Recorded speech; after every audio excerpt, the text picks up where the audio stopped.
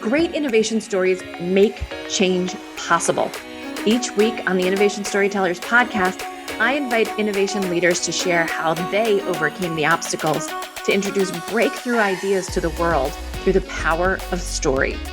I'm featuring guests from Tesla, TD Ameritrade, Corning, Cisco, Bloomberg, and so many more. Listen in to learn how you can tell a more effective innovation story and change the future for the better. Hi, everybody. I'm your host, Susan Lindner of Innovation Storytellers. I'm beyond thrilled. I'm over the moon in the midst of this COVID pandemic that we're talking about to actually have someone on from the healthcare space who can talk us through some of the innovations that we're going to be seeing and that we are seeing today in healthcare, not necessarily around COVID, but innovation around the healthcare space. And so I'm very thrilled to introduce everyone to Derrick Miles.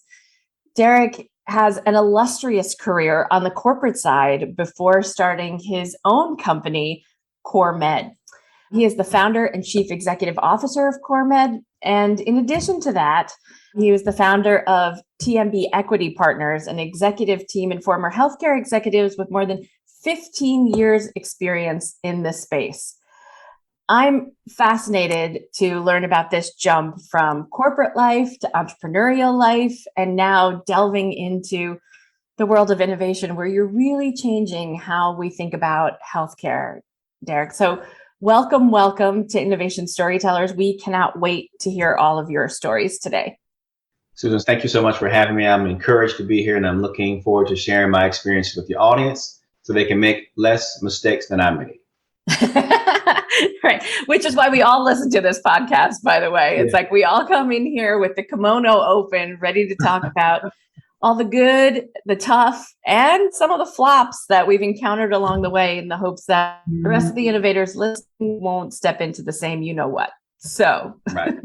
So tell us a little bit, Derrick, of how you got started. So your background is corporate. Did you think you were going to be a corporate guy forever?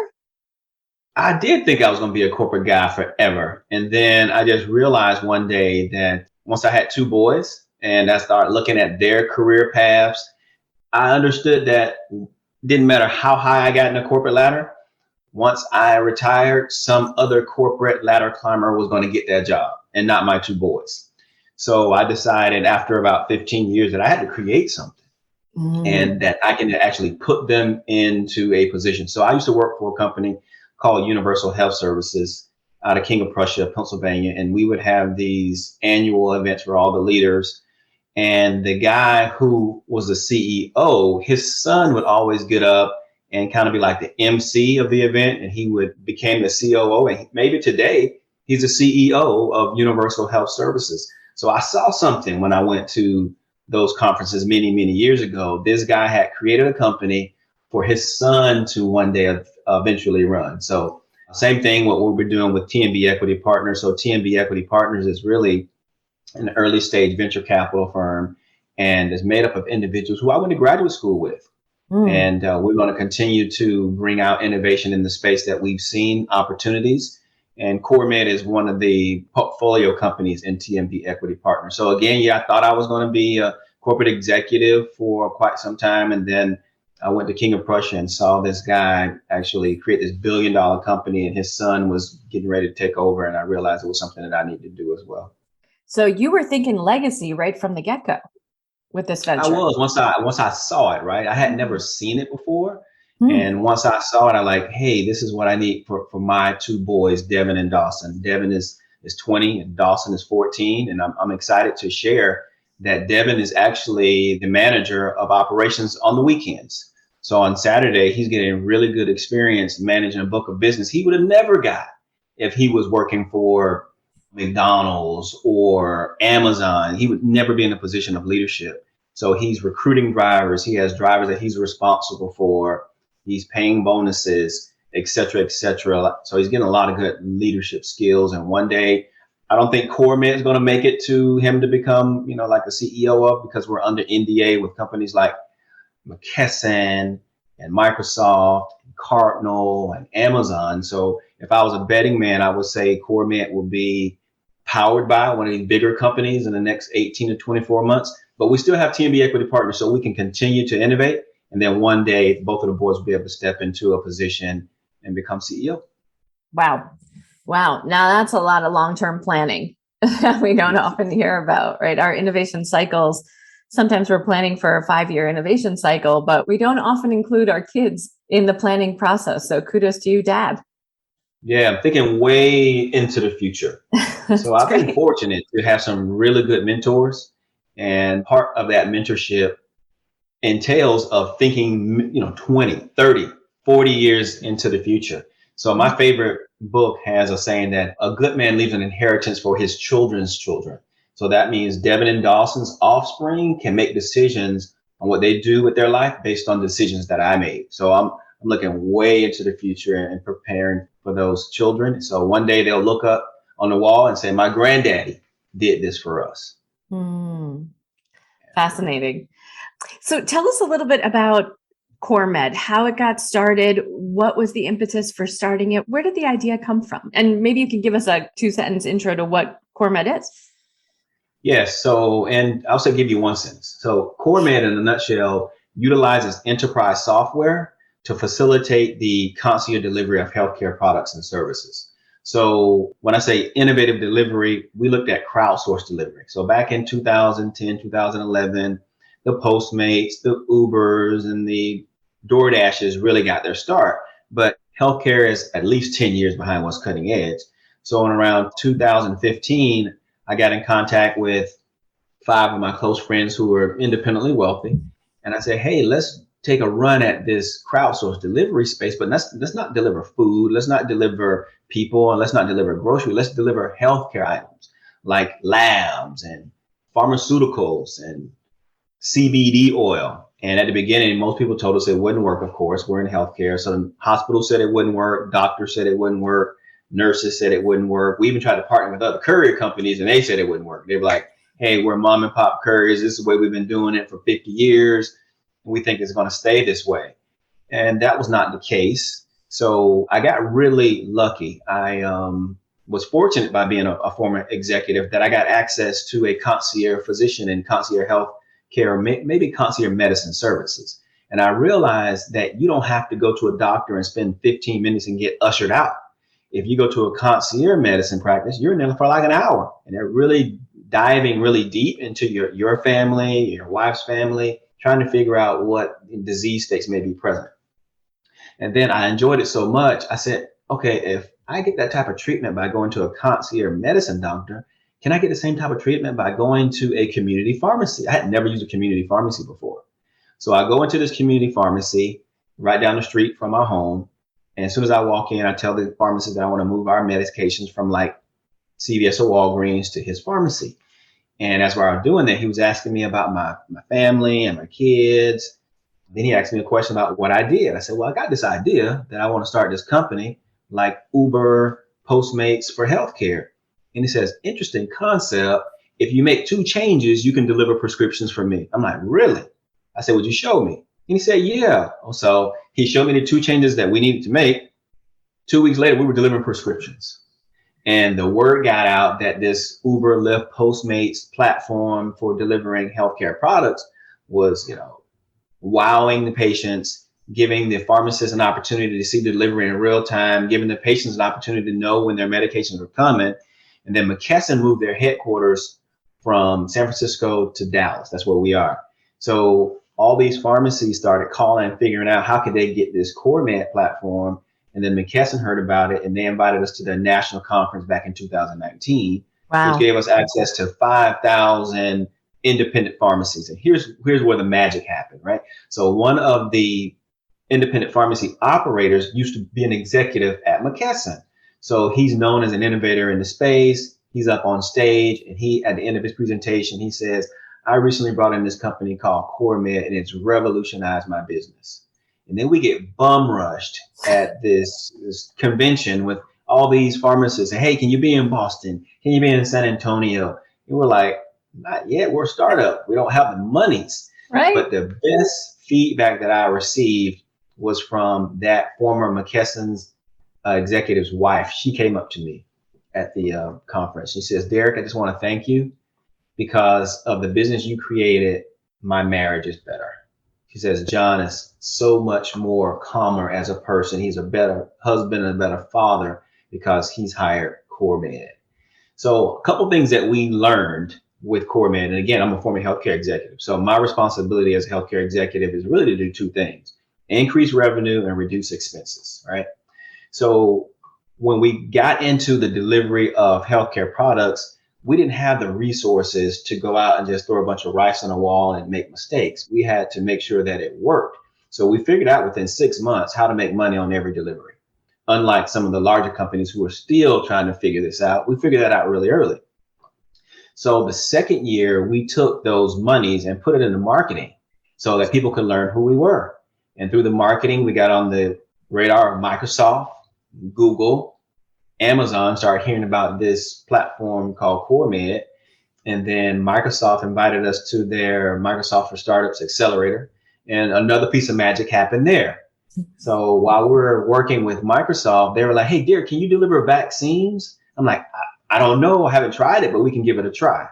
And then Amazon was like, hey, Derrick, can you deliver monoclonal antibodies? I'm like, I don't know, but I can give it a try. And the light went off. I say, Amazon started off as a bookstore.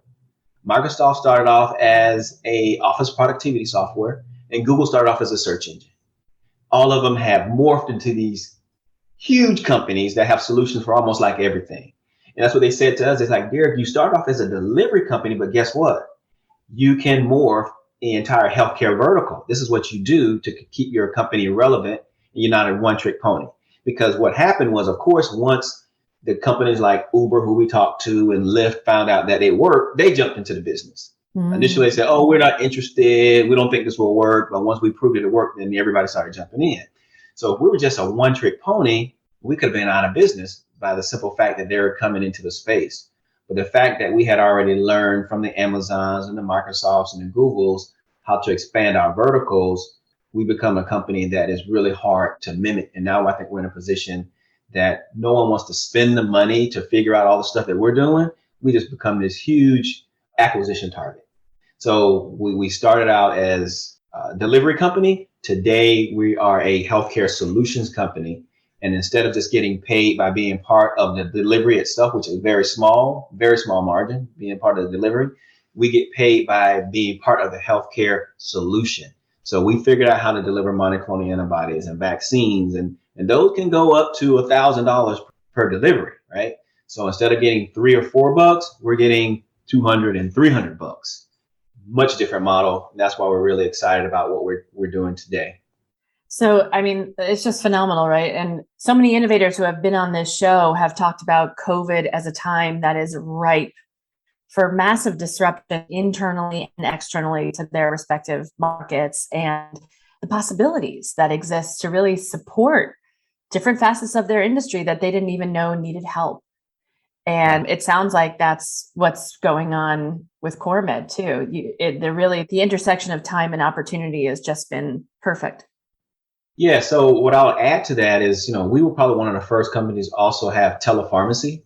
So at the end, when a pharmacy was getting ready to send something out for delivery, typically when it's a brand new medication, you need to have a consultation with the patient. So our software allowed the pharmacies that we work with to press a button, and that patient can come up on the phone and they can have a consultation instead of calling the patient. So the patient has already got the message that the prescription has been delivered. Then you press a button and say, hey, this is pharmacist Derrick over at ABC Pharmacy. Want to know if you had any questions about your medication. They're like, no, I don't have any questions. Well, thank you. If you have any other questions, feel free to give me a call back, and we're here to serve you at ABC Pharmacy. And you click, and then it uploads into the system. But believe it or not, we put that out. We created that in 2018, but very few pharmacies used it, right? But then when COVID hit, all of a sudden everybody wanted it, right? So that's what happened with COVID-19.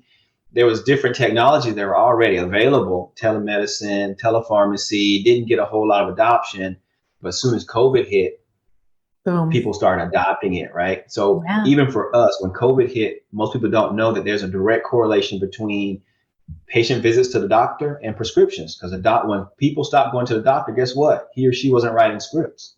So we had a tremendous drop in revenue, scared the living bejesus out of us, right? But Right. then everybody learned to adopt telemedicine, telehealth.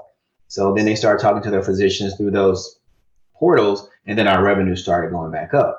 And then for us, we knew that there was, going to be competition, and we just didn't really want to try to compete, trying to do just deliveries.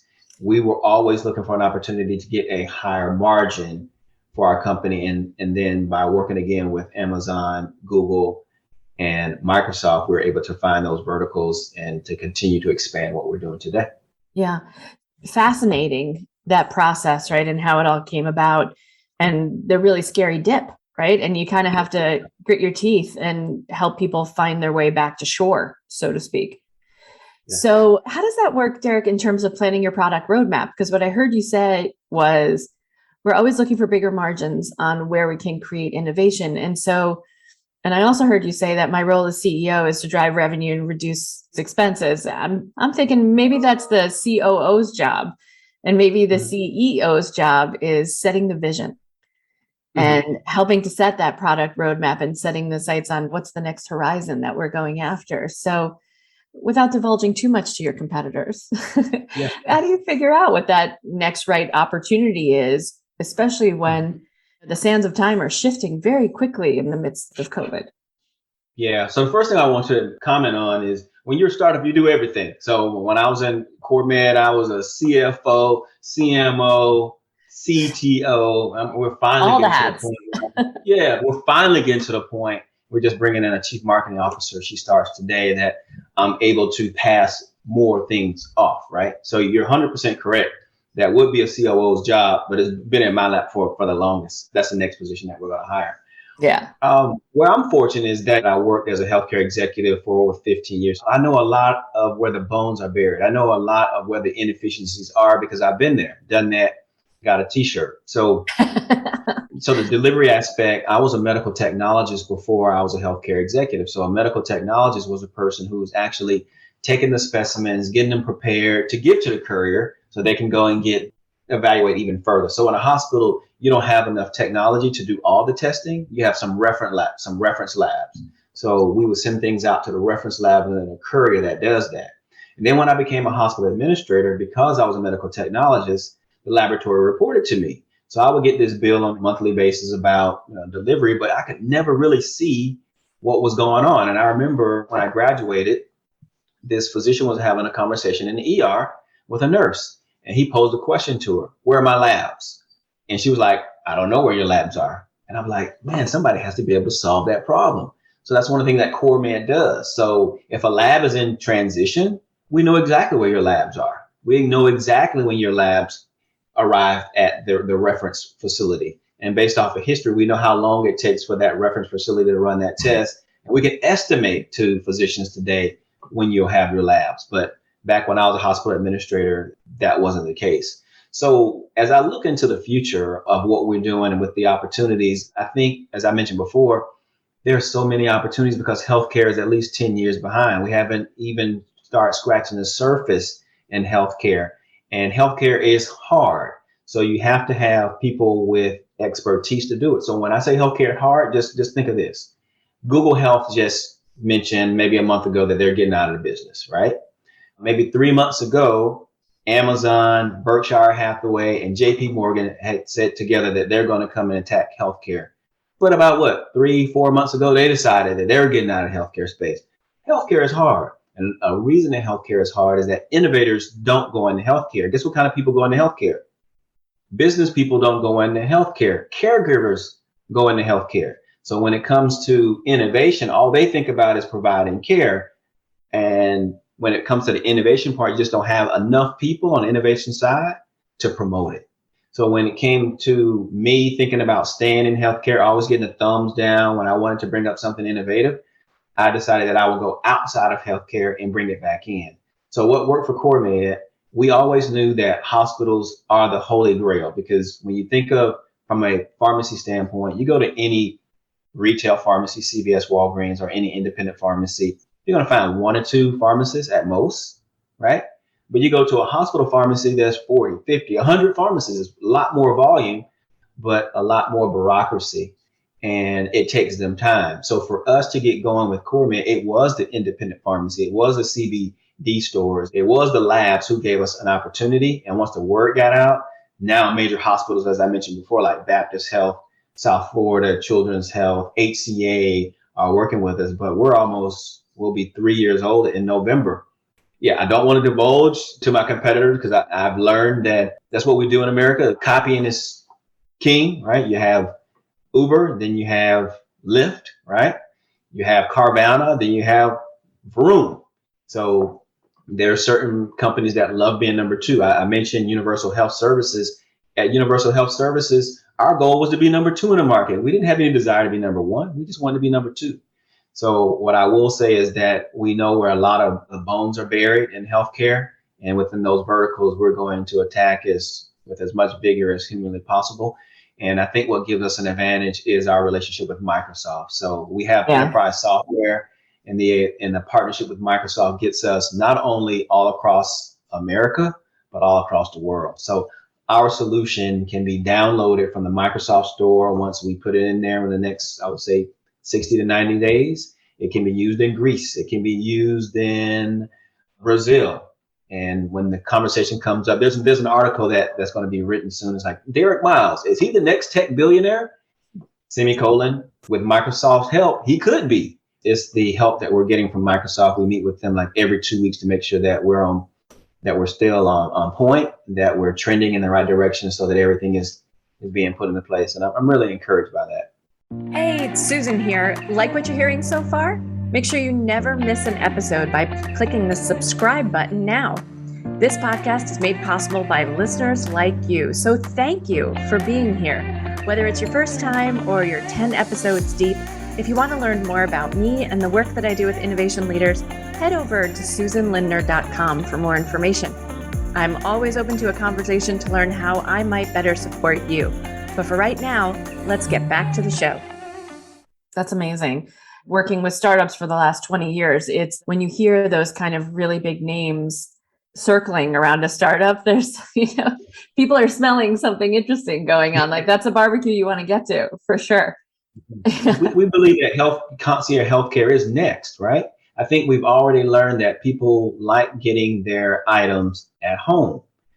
Of course, CVS and Walgreens probably hate our guts because they still want you to come to their facility, even if they're putting like these physician clinics on site. You have to go to them, wellness stuff on site. What CourMed is doing through our partnerships, and this has never been able to be done before. We're partnering with physicians, we're partnering with nurses, we're partnering with the pharmacy collectively.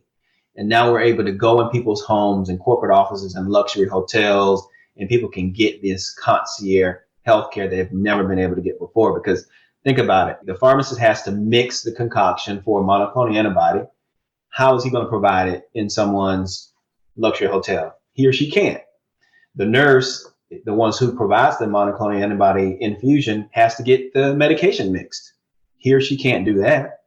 The physician has to write the order for the monoclonal antibody. And then CourMed, so the monoclonal antibody has to be tracked. Any type of medication has to be tracked from where it leaves to where it's going. So now you got physician, nurse, pharmacy, and then our technology is wrapped around it. So we can go into people's homes, offices, luxury hotels, and be able to provide these services. So we know that it's next, and we're the first company to kind of figure it out and have a company with $1 trillion market cap behind us to help us get it done. Yeah. Having a sizable market cap is always a blessing, needless to say.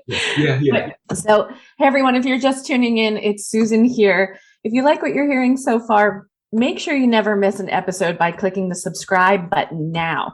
This podcast is made possible by listeners like you. So thank you for being here. And whether this is your first time coming to Innovation Storytellers or you're 10 episodes deep, if you want to learn about the work that I'm doing and the work that great innovators like Derrick at CourMed is doing, by all means, please click on the link below and subscribe to the podcast and give us the thumbs up, give us a like. And if you don't like it, just forget what I said. So, Derrick, I want to hit on two things that you said that was really fascinating. One is you're hitting the luxury market, right? So people are getting monoclonal antibodies, and I'm a former CDC girl, right? My last job before getting into marketing was as a anthropological epidemiologist tracking all the different strains of HIV coming into the United States back in 1998. But my job was going out to all these community hospitals and some of the big hospitals in New York City and tracking that virus. So my life was based in certainly in the hospital setting, but you're talking about taking healthcare, putting it in a car, giving it to a nurse, connecting the pharmacy, the doctor, the nurse, all the way to, let's say, a wealthy patron who's able to stay at the Four Seasons and get an infusion of maybe it's vitamin B12, a little extra energy during the day, or maybe it's monoclonal antibodies that could be a life-saving treatment in the midst of COVID. So tell us about that luxury side of the service, how patients find you. Do they find you through their doctor who says, hey, we can do this, just check in at the Four Seasons and we'll set it up?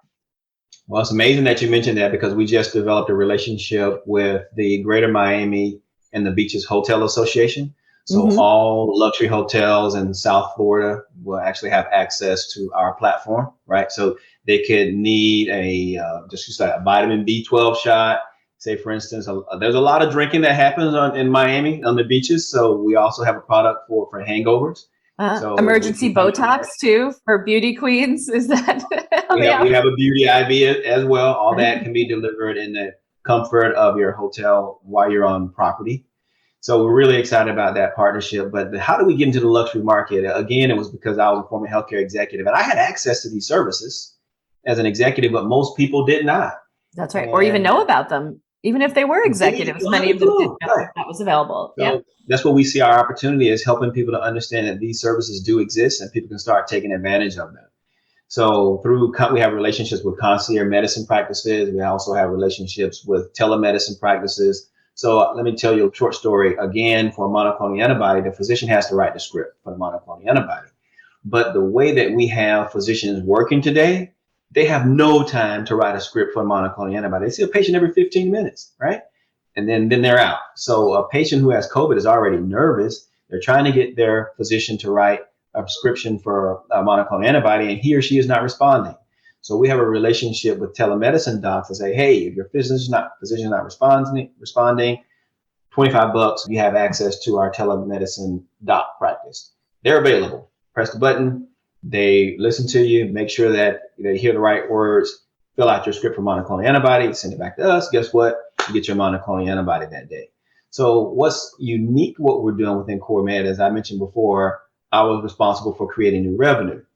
So these partnerships that we're creating creates new revenue for our partners. They would have never had the revenue, right? So the physician who has a telemedicine practice, they didn't know this person had COVID-19. We referred them. So they got a new patient. So guess what? They're happy. They got new revenue. The pharmacy, the patients all come through us, right? So the pharmacy gets to do the concoction, the new revenue for them, and the nurse gets to go out and provide the administration. So for all of our partners, they get a new revenue. So that's where we move from just being a delivery company to be a solutions company, and we get compensated by being part of the solution. Gotcha. But we also just very excited that a lot of family offices, so family offices are for ultra high net worth family with at least, I think, $30 million liquid, or may just be net worth, $30 million in net worth. So we were actually successful of bringing in one of the consultants that work for, they have concierge services in some of these family offices. So that means you can have a physician that's on retainer, and these wealthy families are paying like $80,000 to $100,000 a year just for the physician. So the beauty for CourMed and being able to work with these family offices is to say, not only do you get the physician, you get the physician and the nurse and the pharmacy, and you get the delivery all to your home. So because if you just had concierge medicine, the physician could not do the vaccine or wouldn't want to do the vaccine. It wouldn't be a good utilization of their time. They're not going to give you the IV for a hangover. And that's where those other partnerships come in. So another partner, I'm free to say this, is the NBA. We're looking to start working with the NBA in the fall. Whereas when their owners come in for like the All-Star game or different G League events, they'll have access to CourMed services, carte blanche while they're in a particular site. So are you a luxury brand, or do you see yourself going into underserved communities and bringing this style of service to underserved communities as well? So the answer is yes and yes. So the way that we built CourMed, it is a luxury brand. So that's one of the things that we're going through. So the software itself, we're actually splitting the company. It's enterprise software. That's CourMed. And we just, as I mentioned before, we recently brought in a chief marketing officer. Her job is really to build up the high margin aspect of the business, which is the concierge healthcare piece, right? And in 4 states, our customers are typically 50 years old and older. And we have a soft relationship with AARP. And we were able to see that people who are 50 years and older typically only live in 4 states: California, Arizona, Florida, and Texas. Not New York. Not New York.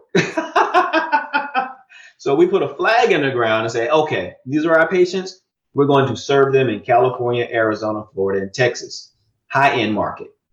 But with our software that's in the Microsoft Store, we can license it out to anyone, and then they can serve any market with our platform. So within the next 90 days, one of my director of operations sent me an email that we got a request out of Virginia.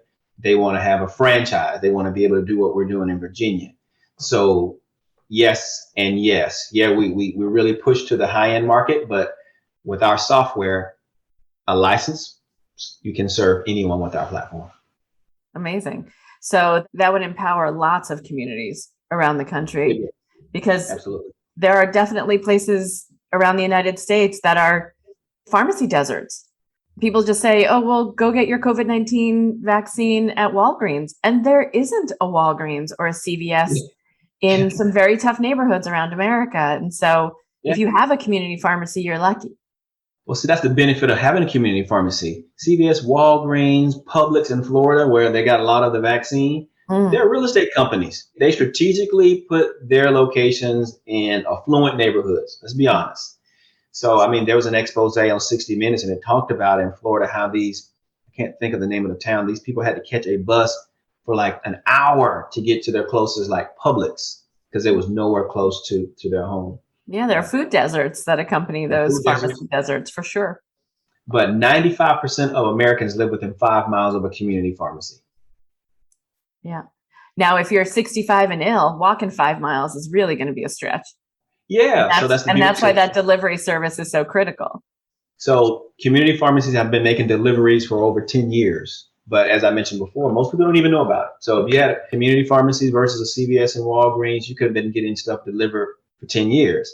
Now, because of the proliferation of COVID-19, if you watch the videos with CVS and all the commercials, now they talk about delivery, but it's not free. Community pharmacies, anything within 5 miles of their store is free delivery. So that's why we decided that we would partner with community pharmacies and use our technology that will give that pharmacy brand new patients, all the patients within 5 miles of their pharmacy. And their responsibility is to do what they've always done, deliver for free. So bam, that's a tremendous benefit to both parties. The patient gets to stay home and get their medication delivered for free. Pharmacy get a brand new patient they never had. So that's our model, is continually to bring value to our partners. So Derrick, if you could close your eyes, right, and envision the future of healthcare 5 years, 10 years from now in your lane, right, of this bringing medicine to us in ways we hadn't thought possible before, what does it look like? What does it look like for us as patients who want on-demand healthcare? Yeah, I see it as an opportunity for people to get out of this old fogey stogie model of being like cattle, right? So when you go see the doctor today, it's not an encouraging experience to know that you're only going to be there 15 minutes. It actually, to me, it sucks. And it's probably an hour wait on either side, right? Yeah, I just don't like that experience. So at the end of the day, the word CourMed comes from the middle of the word of encouragement. We want to encourage people with their experiences in healthcare. And I believe the way to encourage people is giving them a concierge level experience. I wish most people can have an opportunity from their physician all the way to the end when they get their product to really feel that it's been a concierge experience. Today, I believe that people are just so accustomed to getting suboptimal care. When you look at the customer satisfaction of CVS and Walgreens, they're always at the bottom. But because they're marketed the highest, people just put up with it. And people go into to the physician office. And I just made a decision that I wasn't going to do anymore. And they're treated like cattle. So how do we get to the point where we treat people and encourage them? They're sick, right? It needs to be an experience that they really look forward to. So with CourMed, we understand this. So everyone has something that they're dealing with that they're not going to tell you about. Even for me, we have a lot positive things going on with CourMed, but there's different things in my life that I wish were better. I need to be encouraged. So what we do within CourMed is every time we send out an SMS message to a patient, it has a message that says be encouraged. Every time we pay a driver on Tuesday through Zelle, there's a message at the bottom that says be encouraged. Every bag, every sealed bag that gets delivered through CourMed, it says be encouraged. So my goal would be to have everyone have the ability to be encouraged through the healthcare delivery through CourMed. Will that happen one day? I think a certain amount of people will get it. Not everyone. Again, I think we are under NDA with too many, really big companies for us to do it ourselves. But we'll be powered by someone, and it's my hope that more people can be encouraged with their healthcare experience instead of just being cattle. Yeah, well, maybe they will be powered by CourMed on the other front. I'm a language geek. I love learning new languages, exploring the etymology of words. And I'm thinking of encourage, comes from the old French word encourager. And that means to make strong and to hearten people. Mm-hmm. And I love both of those, that idea of making someone stronger and to giving them heart and giving them hope. Yeah. And so with that, I'm going to ask you our 3 key questions and put you on the hot seat a little bit, Derrick, about your thoughts about innovation. Okay. So I want to ask you, what do you think is the greatest innovation of all time? Cell phone. Smartphone or cell phone? Smartphone with video. I bring that up because for many, many years, people would be pitted against other individuals and didn't have proof. So case in point, we went to the football game and I like to scalp tickets. I'm not, I go at the last minute, scalp tickets. You mean buy scalp tickets, not sell scalp tickets? Buy scalp tickets. Okay, got it. Since I was younger, we just think it's fun to go and negotiate with people. We just get a kick out of it, right? So I buy some tickets and I took a picture with my cell phone, right? So we get these really good tickets. We're inside the stadium and then this lady comes up and say, "Hey, I got these seats." I'm like, no, here's my information right here on my seats. Like, "Oh yeah, these are your seats." Okay. If we didn't have a cell phone, I wouldn't have had any proof. Someone might have came and took us away. And then when it comes to video, let's talk about, police brutality. A lot of that stuff is being caught on television. And I have a personal story. Years ago, one of my cousins was shot and killed in Clearwater, Florida.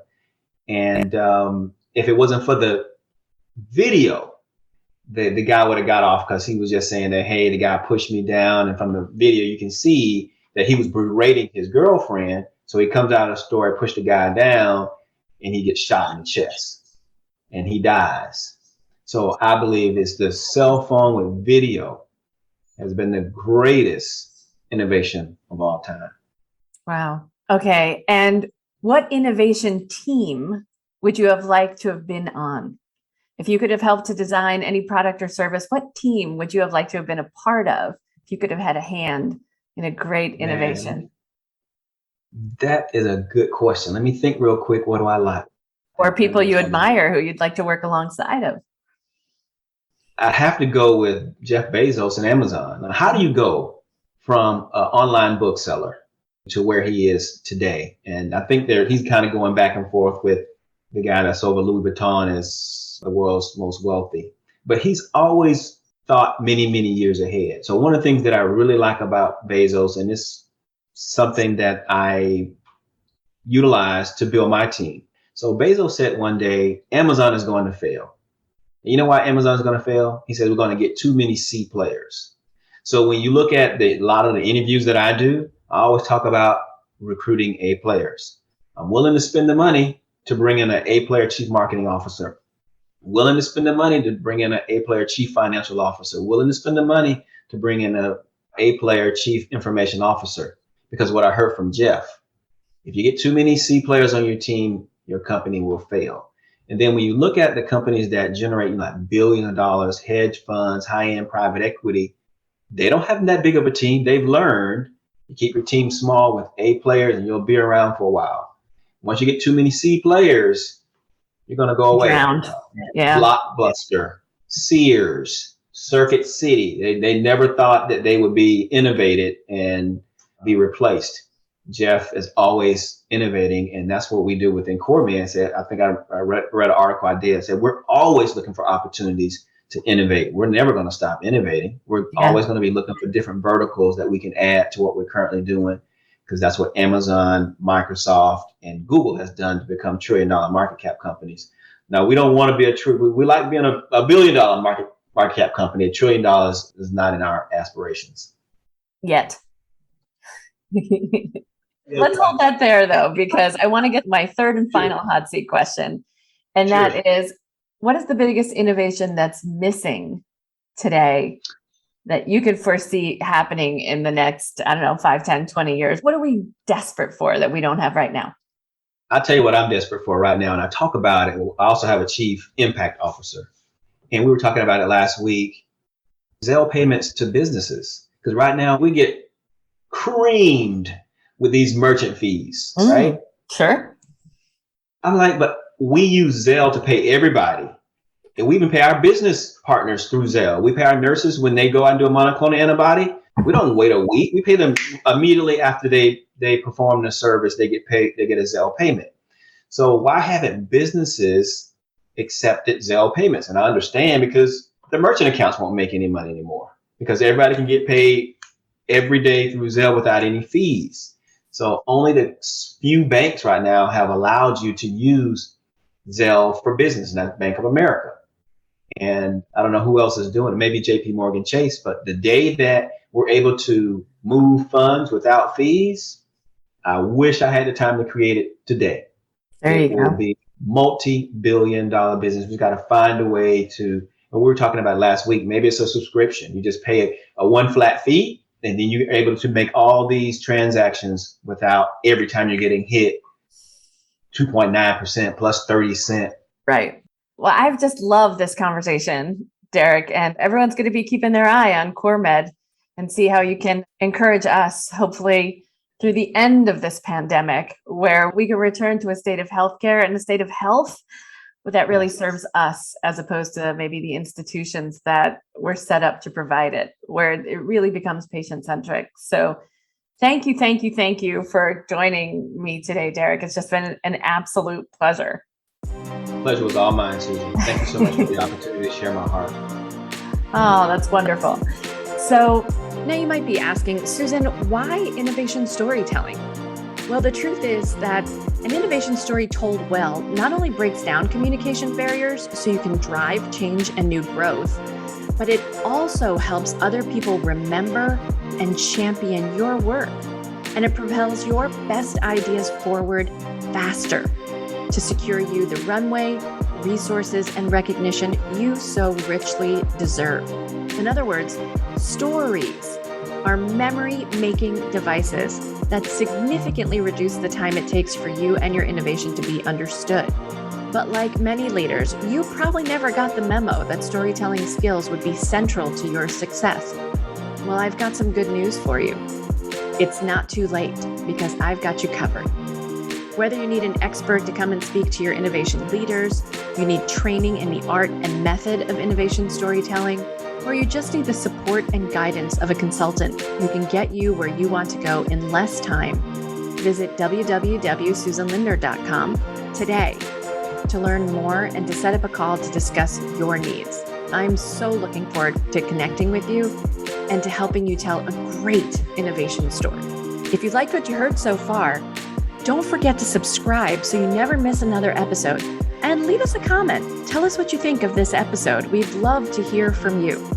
And if you didn't like what you've heard, just forget everything I've said.